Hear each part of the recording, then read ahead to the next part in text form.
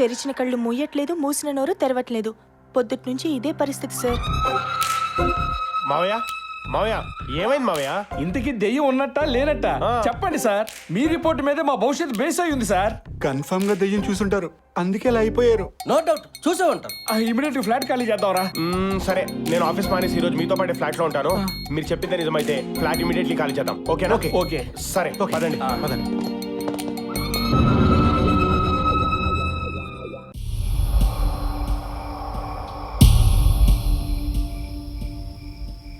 మీరు వెళ్ళి చూసిరండి, మేము బయట కాపలు ఉంటాం. ప్రూవ్ చేయాల్సింది మీకు. నాకు దయ్యం లేదని ఆల్రెడీ తెలుసు. మీరు రండి సార్. రండి సార్, ఇదే లాస్ట్ అనుకోండి. నారాసిను ప్లీజ్ సార్. అబ్బా పదండ్రా, ఏదోటి అందరు కలిపి చేద్దాం. రండిరా. మీరు రండిరా. భయం రండి. అదిగో వచ్చినట్టు.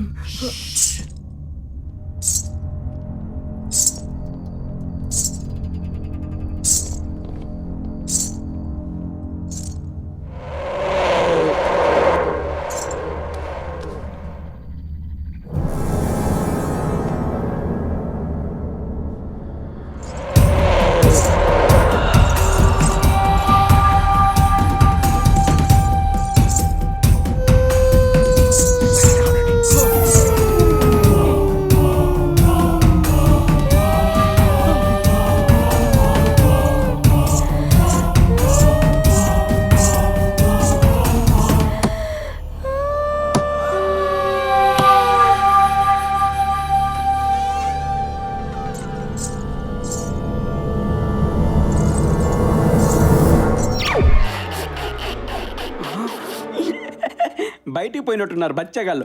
ఉంటే లీటర్లు పోయించేసేవాడిని ఉత్సా. ఈరోజు ఎంజాయ్. రామ్ జే రామ్ జే రామ్ జే రామ్ జే. అర్ధరాత్రి అయింది, ఈ బచ్చగాళ్ళు కొంపకు రాకుండా ఎక్కడ చచ్చారో ఏందో. ఈ రోజు కూడా ఆ రోడ్ సైడ్ బిర్యానీ పెట్టి కడుపు మారుస్తారో ఏంటో. దెయ్యాలంటే మరి బిర్యానీ తింటే నేను రూల్ ఉందా? దెయ్యాలంటే మరి భయం భక్తి లేకుండా పోయింది. ఏదో అప్పుడప్పుడు మెనూ చేంజ్ చేసి ఉలవచారు నుంచి రాజుగారు కోడి పలావో, షాబాద్ నుంచి మేక కిడ్నీలు తెచ్చి పెట్టచ్చుగా. ఎంచక్క ఆరగించావని పీచుగాలు చట్ మీ నోట్లో దుమ్ము కొట్ట పురుగులు పట్టిపోతారా. Okay cool Saptagiri cool. Fruits ఈరోజు బంతి పూల జానకి నీకంత సిగ్గు దేనికి చల్లో చల్లో వస్తావా నాతో. ఈ పీచుగాలు ఇక్కడే ఉన్నారా?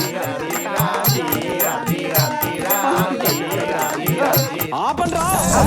ఏంట్రా చేతులు ఒప్పుకుంటూ వచ్చారు? బిర్యానీ తేలేదా? పలిసిందా?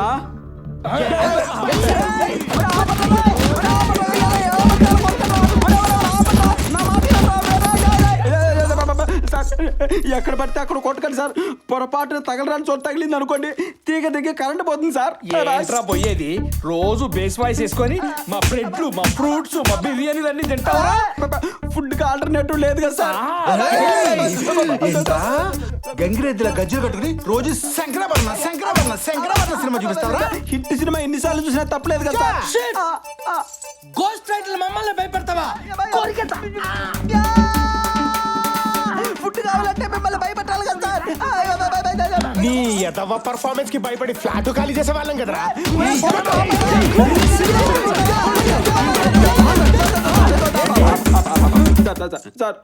సార్ ఈ పక్కనే శ్మశానంలో సింగిల్ రూమ్ లో ఉండేవాడిని సార్.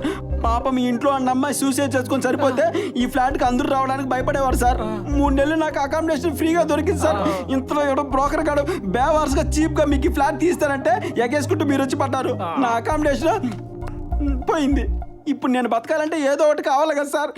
మిమ్మల్ని భయపెడితే ఏదో ఒక రోజు ఈ ఫ్లాట్ నుంచి వెళ్ళిపోతారు అనుకున్నా, కానీ మీరు నన్ను ఫుడ్ దేమని ఎంకరేజ్ చేశారు సార్. ఆ రోజు నుంచి కడుపు నిండా ఫుడ్ దొరికిందిగా, ఇక్కడే ఉండిపోయా అంతే. రేయ్ ఫుడ్ కావాలంటే పని చేసుకోవాలి కానీ ఇదేంట్రా?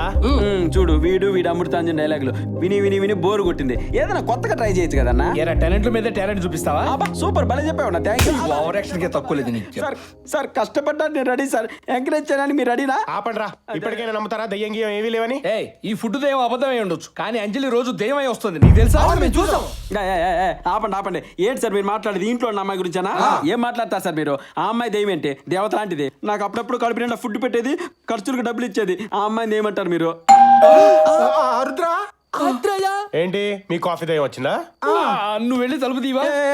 ఏంటి ఆ బెల్లి సౌండ్కే భయపడుతున్నారా మీరు? ఇగో నీకు పని లేదు, పని కావాలన్నావు కదా, నీ పని ఇప్పుడే స్టార్ట్. వెళ్ళి తలుపుతి.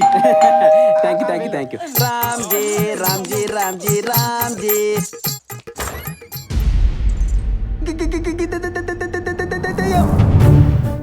హలో, నేను దెయ్యాన్ని కాదు.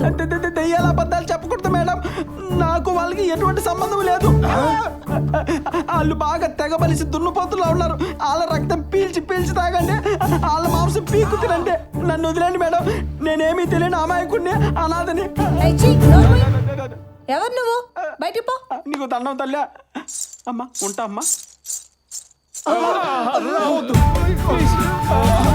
మమ్మల్ని వదిలే.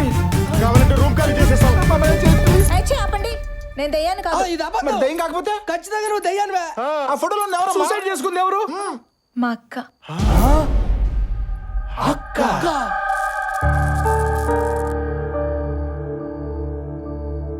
మా అక్క పేరు గీతాంజలి, నా పేరు ఉషాంజలి. మేమిద్దరం కవల పిల్లలం.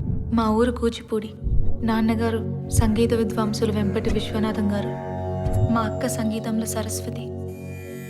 రఘువంశ సుధాంబుధి చంద్రశ్రీ రఘువంశ సుధాంబుధి చంద్రశ్రీ రఘువంశ సుధాంబుధి చంద్రశ్రీ రఘువంశ సుధాంబుధి చంద్రశ్రీ రమ రామ రాజేశ్వర రఘువంశ సుధాంబుధి చంద్రశ్రీ రమ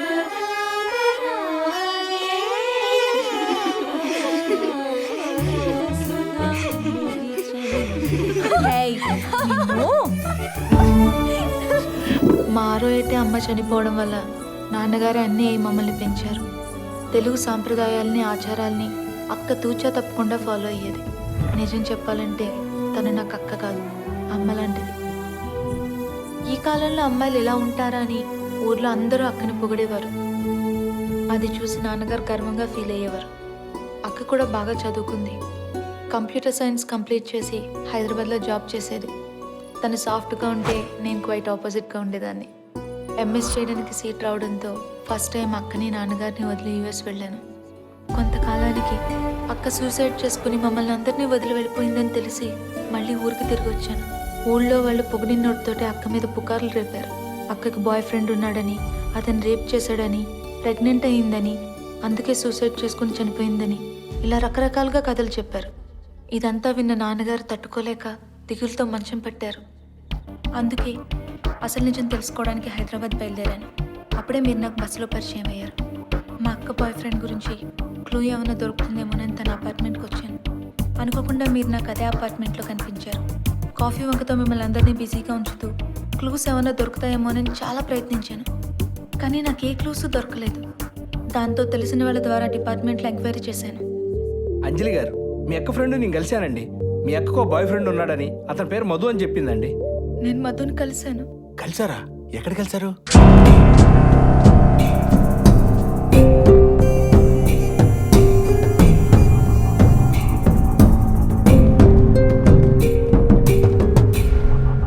నేను మధు వాళ్ళ ఫాదర్ని. జైలర్ పర్మిషన్ తీసుకున్నాను. రండి వెళదాం. అవన్నీ ఎవరు రాశారు సార్? అదే, దాని గురించి తర్వాత చెప్తాను.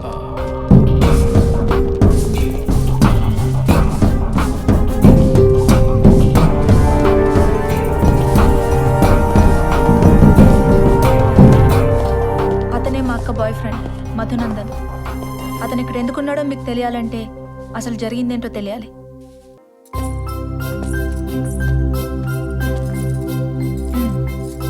బాయ్.